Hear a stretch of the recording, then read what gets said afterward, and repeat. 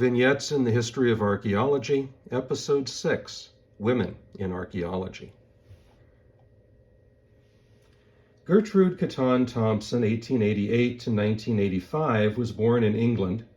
She worked with Sir Flinders Petrie in Egypt and in Africa. CATON-THOMPSON was rugged, tough, and intellectual. She argued that just looking at artifacts, looking at tombs, misses a lot. And so she becomes the first to excavate entire settlements.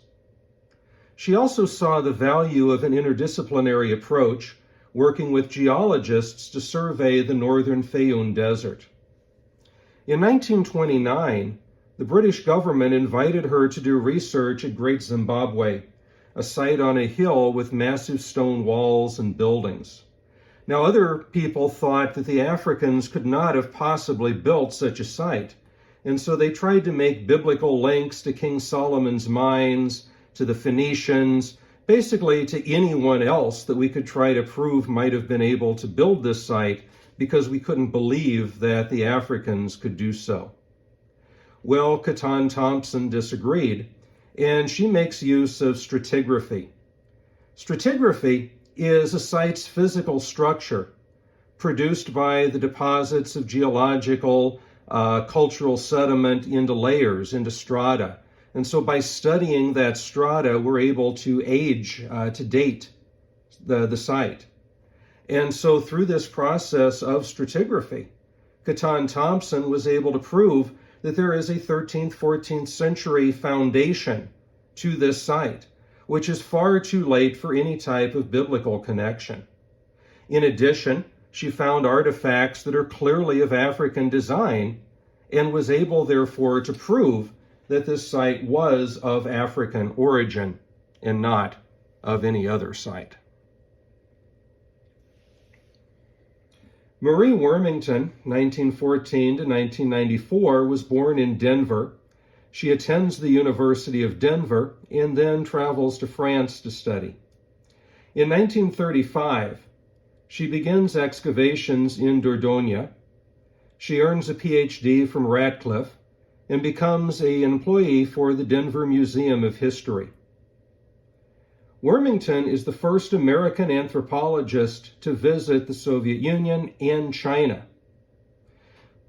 Due to prejudices that exist at the time, she worked under the name H.M. Wormington so that readers wouldn't know that she was female. But she was the second woman to study anthropology at Harvard. She was the first woman to become president of the Society for American Archaeology. And in 1939, she published Ancient Man in North America. This established how long people had populated North America.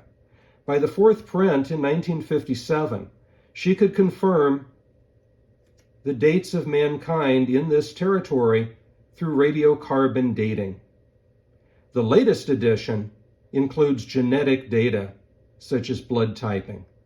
And so through the extent of this text, through the length of this print, she is able to go from simple radiocarbon dating to genetic research.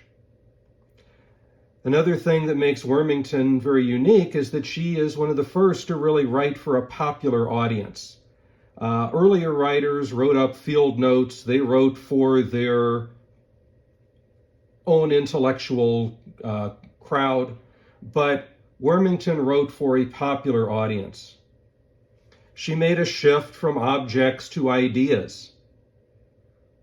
This is not just a catalog of finds, but it also tells us what the finds mean.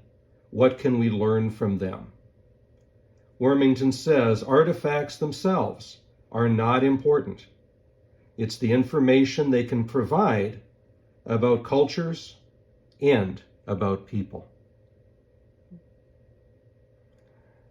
I hope that you have enjoyed this brief series of vignettes in the history of archaeology. If you have, please let us know, and hopefully we can make some more of those.